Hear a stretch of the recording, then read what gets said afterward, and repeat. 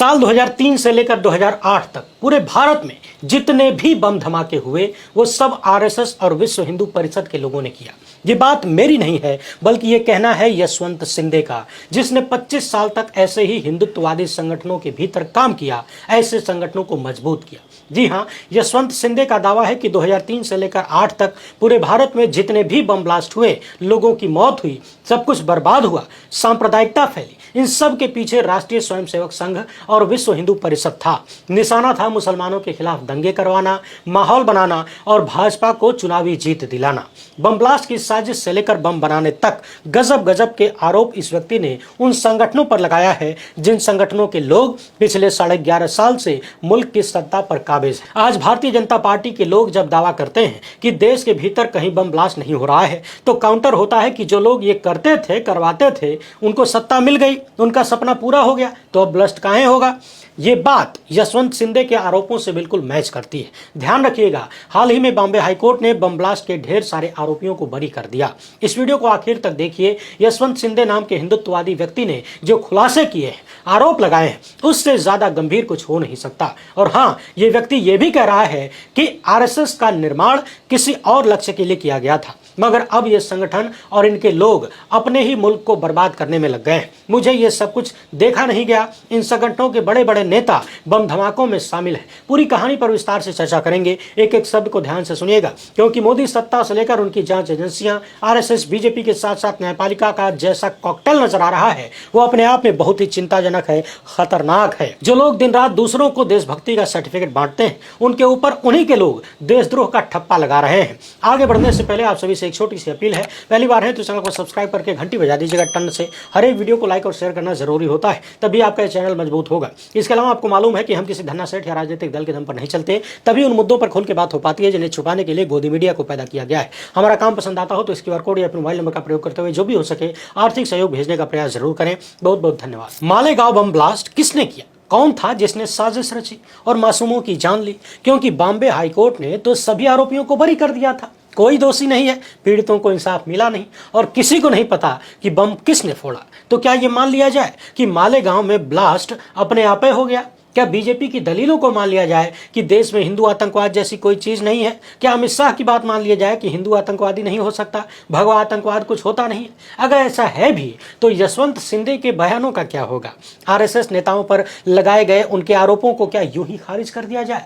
Malegaon blast case में Bombay high court का फैसला चाहे जो रहा हो, लेकिन यशवंत सिंधे के सनसनीखेज खुलासे एक बार फिर से सोशल मीडिया पर वायरल होने लगे हैं, सनसनी पैदा होने लगी है और मोदी सत्ता, न्यायपालिका, जांच एजेंसियां और आरएसएस की मंशा पर सवाल खड़े हो रहे हैं। यशवंत सिंधे कभी आरएसएस का फुल टाइम प्रचारक था और आज उसी संगठन के खिलाफ खड़ा है। द वायर के साथ वीडियो इंटरव्यू में सिंधे ने अपने आरोपों को फिर से दोहराया है और कहा है कि 2006 का नांदेड़ ब्लास्ट कोई हादसा नहीं था। परभणी, पूर्णा और जालाना के धमाके भी हादसा नहीं थे, बल्कि एक सोची समझी साजिश का हिस्सा थे। और इस साजिश का कनेक्शन आरएसएस और विश्व हिंदू परिषद के टॉप नेताओं से, टॉप वालों से। मगर सवाल यह है कि क्या सिंधे का सच वाकई सच है या ये किसी पुरानी रंजिश का नतीजा है? और अगर यशवंत सिंधे सच्चाई बयां कर रहा है तो इस देश का असली दुश्मन कौन है? सोचिएगा जरूर, वीडियो को आखिर तक देखिएगा। इससे ज्यादा गंभीर कुछ हो नहीं सकता, क्योंकि जो लोग दूसरों को राष्ट्रभक्ति का सर्टिफिकेट देते हैं वो खुद ही देशद्रोह के आरोपों में घिरते हुए नजर आ रहे हैं। यशवंत सिंधे ने 18 साल की उम्र से आरएसएस के लिए काम करना शुरू कर दिया था। 25 साल तक हिंदुत्ववादी संगठन के वफादार सिपाही रहे, विश्व हिंदू परिषद और बजरंग दल के लिए भी काम किया और आज उन्हीं संगठनों के खिलाफ आवाज बुलंद कर रहे हैं, बड़े नेताओं के खिलाफ आरोप लगा रहे हैं। मगर कुछ साल पहले यशवंत सिंधे ने नांदेड़ की विशेष सीबीआई अदालत में हलफनामा दाखिल करके कहा था कि 2003 से लेकर 2008 तक देश भर में यानी पूरे मुल्क में जितने भी बम धमाके हुए उनके पीछे आरएसएस और विश्व हिंदू परिषद के बड़े नेताओं का हाथ था। एक बार फिर से सुनिए, इन्होंने आरोप लगाया है कि 2003 से लेकर 2008 तक देश भर में हुए बम धमाकों के पीछे आरएसएस और विश्व विश्व हिंदू परिषद के बड़े नेताओं का हाथ था और ये वो दौर था जब ज्यादातर समय केंद्र में कांग्रेस की ही सरकार थी। मनमोहन सिंह प्रधानमंत्री थे। शिंदे ने अपने हलफनामे में इंद्रेश कुमार और विश्व हिंदू परिषद के बड़े नेता मिलिंद परांडे का भी नाम लिया था। इंद्रेश कुमार आरएसएस की शाखा मुस्लिम राष्ट्रीय मंच के नेता हैं। मिलिंद परांडे का कनेक्शन विश्व हिंदू परिषद से जुड़ा था। शिंदे का दावा है कि ये लोग सत्ता की भूख में हिंदू मुस्लिम दंगे करवाना चाहते थे ताकि समाज को बांटा जा सके और बीजेपी को सत्ता में बिठाया जा सके। शिंदे का आरोप है कि 2003 में दक्षिण मुंबई के खेतवाड़ी इलाके में गोल देउल मंदिर में एक गुप्त मीटिंग हुई थी। इसमें मिलिंद परांडे के 2 करीबी साथियों ने उन्हें बताया था कि जल्द ही बम बनाने की ट्रेनिंग शुरू होगी। हिंदुत्ववादी संगठनों की साजिश पूरे देश में बम धमाके करने की थी। शिंदे से कहा गया कि वो भी इस साजिश में शामिल हो जाएं और ज्यादा से ज्यादा बम धमाके करवाने की जिम्मेदारी ले लें। शिंदे के लिए यह चौंकाने वाला था, लेकिन उसने किसी को पता नहीं लगने दिया कि उसके भीतर क्या चल रहा है और हल्के फुल्के अंदाज में पूछा कि क्या ये 2004 के चुनाव की तैयारी है, मगर उन्हें कोई जवाब नहीं मिला। शिंदे ने अपने हलफनामे में 2 टूक कहा कि नांदेड़, परभणी, पूर्णा और जालाना में हुए धमाके उसी साजिश का हिस्सा थे। उसने राकेश धावड़े और रवि देव का नाम लिया जो कथित तौर पर आरएसएस और वीएचपी के छर्रों को बम बनाने की ट्रेनिंग देते थे। रवि देव ने अपना नाम मिथुन चक्रवर्ती रखा हुआ था और लोग उसे इसी नाम से पहचानते थे, जबकि वो विश्व हिंदू परिषद की युवा शाखा का सह संयोजक था। शिंदे के मुताबिक 2003 में महाराष्ट्र के पुणे के पास सिंहगढ़ किले में एक ट्रेनिंग कैंप हुआ था जहां रवि देव ने 20-25 लोगों को बम बनाने की ट्रेनिंग दी थी। शिंदे का दावा है कि उन्हें केमिकल्स के नाम नहीं पता, लेकिन राकेश धावड़े ही रवि देव को कैंप में लाता था, उनके खाने पीने और ठहरने का इंतजाम करता था। 5 अप्रैल 2006 की रात नांदेड़ में लक्ष्मण राज कोंडवार के घर में धमाका हुआ। इस धमाके में राज कोंडवार का बेटा नरेश और विश्व हिंदू परिषद के कार्यकर्ता हिमांशु पानसे मारे गए। शुरू में पुलिस ने इसे पटाखों का ब्लास्ट करार दिया, लेकिन महाराष्ट्र एटीएस की जांच में खुलासा हुआ कि ये कोई हादसा नहीं था। राज कोंडवार का घर बम बनाने की फैक्ट्री बन चुका था और धमाका गलती से हुआ क्योंकि बम बनाते वक्त ही फट गया। एटीएस का दावा था कि ये बम औरंगाबाद की एक मस्जिद को निशाना बनाने के लिए तैयार किया जा रहा था। शिंदे का दावा है कि वो हिमांशु पानसे को 1999 से जानता था, जब गोवा में वो दोनों विश्व हिंदू परिषद के फुल टाइम वर्कर थे। शिंदे और पानसे 1995 में जम्मू में हथियारों की ट्रेनिंग करने के लिए गए थे और शिंदे का दावा है कि इंद्रेश कुमार ने उनसे कहा था कि पाकिस्तान जाओ, वहां मुसलमानों को मारो। शिंदे का दावा है कि पानसे नांदेड़ धमाके की साजिश में शामिल था, बावजूद इसके कि उसने कई बार पानसे को समझाने की कोशिश की, मगर पानसे नहीं माना और हिंदुत्ववादी संगठनों की साजिश का शिकार हो गया। नांदेड़ ब्लास्ट की जांच करने वाले पूर्व पुलिस महानिरीक्षक एसएम मुशर्रफ ने अपनी किताब हु किल्ड करकरे में लिखा कि एटीएस ने मर्चेंट नेवी के पूर्व कैप्टन संत कुमार भाटे का बयान दर्ज किया था। भाटे ने कहा था कि मिलिंद परांडे ने उन्हें आरएसएस और विश्व हिंदू परिषद के कार्यकर्ताओं को जिलेटिन स्टिक्स से बम बनाने की ट्रेनिंग देने को कहा था। परांडे उन्हें एक दूसरे कैंप में भी लेकर गया था जहां 2 पूर्व सैनिकों और आईबी के एक पूर्व अधिकारी ने कार्यकर्ताओं को ट्रेनिंग दी थी, लेकिन जब सीबीआई ने इस केस को अपने हाथ में लिया तो सारा खेल बदल डाला। सीबीआई ने न सिर्फ साजिश और शस्त्र अधिनियम के कई आरोप हटा दिए, बल्कि 2020 में इस केस में क्लोजर रिपोर्ट तक दाखिल कर दी। यशवंत शिंदे ने सीबीआई की जांच पर भी सवाल उठाया और कहा कि अगर उनके लगाए आरोप झूठे हैं तो सीबीआई ने उन्हें गवाह क्यों नहीं बनने दिया, जबकि रवि देव और राकेश धावड़े के बारे में उन्होंने ही सारी जानकारी दी, मगर सीबीआई का कहना था कि वो प्रोफेसर देव की पहचान नहीं कर पाई।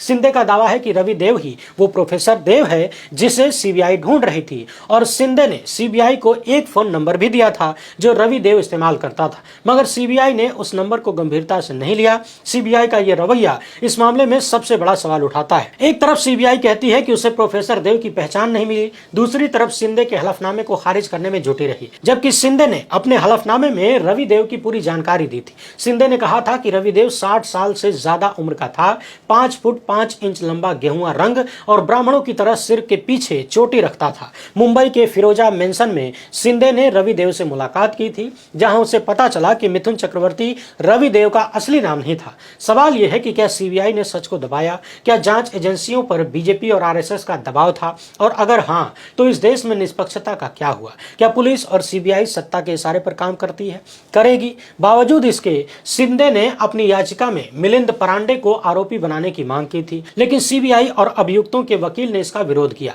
उनका कहना था कि शिंदे 16 साल तक चुप रहा और वो न तो मामले में शिकायत करता है न ही आरोपी है, और सीबीआई का दावा था कि परांडे की कोई संलिप्तता नहीं मिली, मगर यह दावा अपने आप में एक झूठ है, क्योंकि एटीएस की जांच में परांडे का नाम प्रमुखता से आया था और भाटे के बयान ने भी उसके रोल का पर्दाफाश कर दिया था। फिर सीबीआई ने इसे नजरअंदाज क्यों किया? क्या इसलिए कि परांडे विश्व हिंदू परिषद के बड़े नेता हैं और उनकी गिरफ्तारी से आरएसएस सहित तमाम हिंदुत्ववादी संगठनों की साख पर बट्टा लगता? 2004 में कांग्रेस की जीत के बाद परांडे अंडरग्राउंड हो गए थे, मगर उन्होंने बम धमाकों की साजिश रची और इसका ठीकरा मुसलमानों पर फोड़ा गया। शिंदे ने अपने आरोपों में बंगाल के तपन घोष और कर्नाटक के श्रीराम सेना के प्रमोद मुतालिक का भी नाम लिया। दावा था कि ये लोग भी साजिश में शामिल थे, जिसका फायदा बीजेपी को 2014 के चुनाव में मिला। तो क्या ये सब सत्ता के इशारे पर हुआ था? क्योंकि नांदेड़ की कोर्ट में जस्टिस AR धमेचा ने शिंदे की याचिका पर सुनवाई शुरू की और सीबीआई से जवाब मांगा, लेकिन अचानक से केस को दूसरे जज मराठे को ट्रांसफर कर दिया गया। सुनवाई टाल दी गई। कारवां के मुताबिक नांदेड़ की जिला अदालत ने 17 जनवरी 2023 को शिंदे की याचिका को खारिज कर दिया था और कोर्ट ने सीआरपीसी की धारा 311 के तहत शिंदे के गवाह बनने की अपील को भी तकनीकी आधार पर खारिज कर दिया। कोर्ट ने कहा कि शिंदे ने पहले जांच एजेंसी से संपर्क नहीं किया। बाद में मामला हाईकोर्ट पहुंचा तो 3 मार्च 2025 को बॉम्बे हाईकोर्ट ने भी शिंदे की याचिका को खारिज कर दिया। कोर्ट ने कहा कि सीआरपीसी की धारा 311 के तहत शिंदे के पास एप्लीकेशन दायर करने का कोई कानूनी आधार नहीं था। ट्रायल समाप्त हो चुका था और सभी आरोपी 4 जनवरी 2025 को बरी हो चुके थे। शिंदे का आरोप है कि जज धमेचा पर दबाव था। मिलाड खुद नीचे देखकर बात कर रहे थे, जैसे कि उन्हें कोई डर हो। सवाल यह है कि क्या निचली अदालतों पर सत्ता का दबाव है? इस दबाव को 2024 के चुनाव से पहले मोदी सरनेम मामले में राहुल गांधी के खिलाफ निचली अदालतों के फैसले को देखिए कि किस तरह जजों ने मानहानि के केस में राहुल गांधी को 2 साल की सजा सुनाई ताकि उनकी संसद सदस्यता खारिज हो जाए, और निचली अदालतों के फैसलों को हाईकोर्ट ने बरकरार रखा। इसलिए इस बात से इनकार बहुत मुश्किल है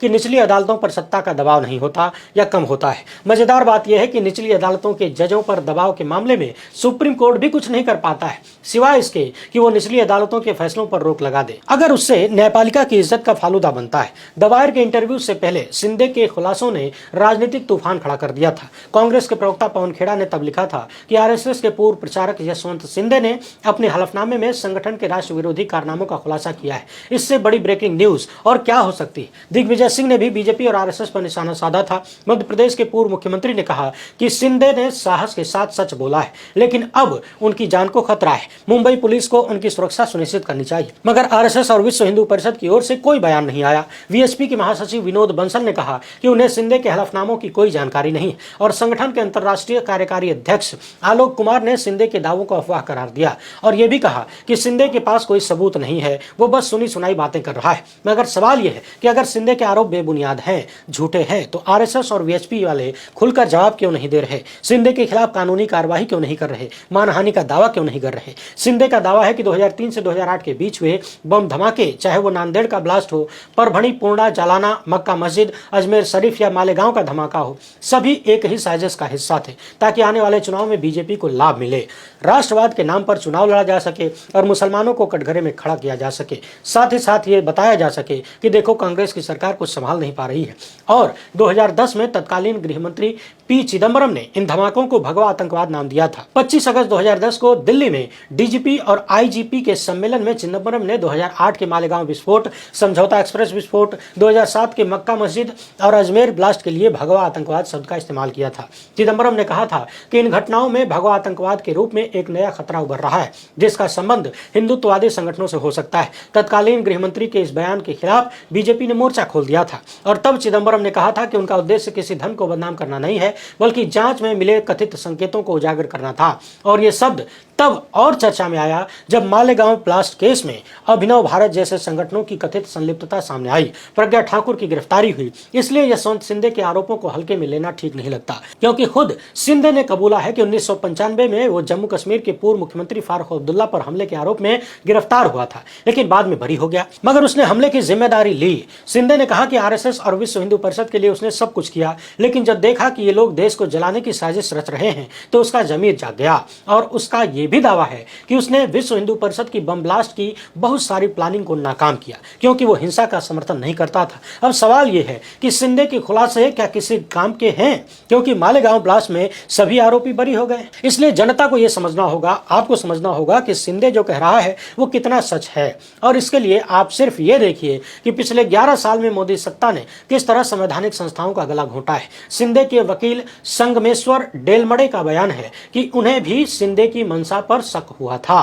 फिर उन्होंने शिंदे से पूछा कि 16 साल तक चुप क्यों रहे, अब क्यों बोल रहे हो? तो शिंदे ने कहा कि उनकी जान को खतरा था, अब उसका जमीर उसे चुप रहने की इजाजत नहीं देता। और उसने 16 साल तक आरएसएस के टॉप नेताओं, यहां तक कि मोहन भागवत से भी इन गतिविधियों को रोकने की अपील की थी, लेकिन किसी ने उनकी नहीं सुनी। शिंदे ने कहा कि मैं संगठन को बचाना चाहता था। लाखों लोग आरएसएस के लिए अपना सब कुछ छोड़ देते हैं, घर परिवार सब कुछ, मगर कुछ सड़े हुए लोग इस संगठन की आड़ में देश को लूट रहे हैं, बर्बाद कर रहे हैं। मजेदार यह है कि शिंदे के अंदर का संघी जिंदा है। उनकी दलील है कि आरएसएस की मूल विचारधारा देश सेवा थी, जिसे डॉक्टर हेडगेवार ने 1925 में शुरू किया था, लेकिन आज ये संगठन सत्ता की भूख में अंधा हो चुका है। शिंदे की माने तो 1984 के चुनाव में मिली हार के बाद आरएसएस ने सांप्रदायिकता और नफरत को हथियार बनाया, अयोध्या और कश्मीर जैसे मुद्दों को भुनाया। 2014 में सत्ता मिली तो एनआरसी जैसे मुद्दों से समाज को बांटने में लग गए। और सितंबर 2022 की एक रिपोर्ट में द कारवां ने लिखा कि क्रिमिनल मामलों के 2 वकीलों ने नाम न छापने की शर्त पर कहा था कि सीआरपीसी की धारा 311 के तहत शिंदे को गवाह बनाया जा सकता है। सुप्रीम कोर्ट के इस वकील ने कहा कि इस धारा के तहत कोर्ट की सख्ती असाधारण है, 16 साल तक चुप रहना कोई बहाना नहीं है। लेकिन ऐसे मामलों में निचली अदालतें साहस दिखाने से बचती हैं, क्योंकि इससे नए गवाहों की बाढ़ आ सकती है। सवाल यह है कि क्या शिंदे को मौका मिलेगा या उसके आरोप भी किसी सील लिफाफे में दम तोड़ देंगे, क्योंकि मुंबई बम धमाकों में आरोपियों के बरी होने के बाद बॉम्बे हाईकोर्ट के फैसले के खिलाफ महाराष्ट्र सरकार सुप्रीम कोर्ट गई, मगर मालेगांव केस में उतनी जल्दबाजी नहीं दिखी। क्या सरकार बदलने के बाद यशवंत शिंदे के आरोपों पर कार्रवाई होगी या फिर मामला रफा दफा कर दिया जाएगा? क्या राहुल गांधी शिंदे के बयानों का संज्ञान लेंगे, कांग्रेस पार्टी संज्ञान लेगी? इंतजार कीजिए सत्ता परिवर्तन का, हो सकता है कुछ हो। हालांकि लोग ये भी कहते हैं कि होना होता तो 10 साल की सरकार थी, कुछ हो गया होता, और अगर तब हो गया होता तो अब ये सब ना होता। फिलहाल वीडियो पसंद आई है तो ज्यादा से ज्यादा लोगों तक पहुंचाएं। पहली बार है तो चैनल को सब्सक्राइब कर लीजिए। हमसे जुड़ने के लिए बहुत बहुत धन्यवाद।